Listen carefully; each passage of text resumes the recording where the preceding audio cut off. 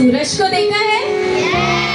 सूरज को शाइन करते हुए किस किस ने देखा है? मैंने भी देखा है। क्या आपने स्टार्स को शाइन करते हुए देखे?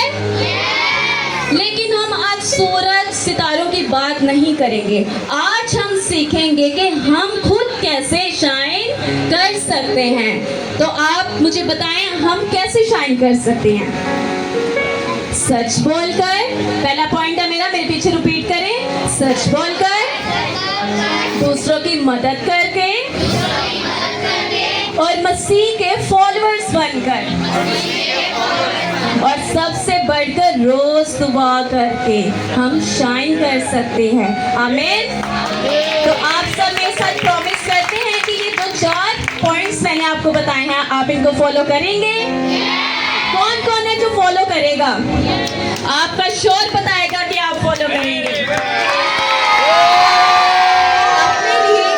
अपने लिए और यहाँ पर जितने भी प्यारे प्यारे अच्छे अच्छे बच्चे बैठे हैं जो समझते हैं ना मैं बहुत ज्यादा प्यारा लग रहा हूँ आज, वो अपने लिए जोर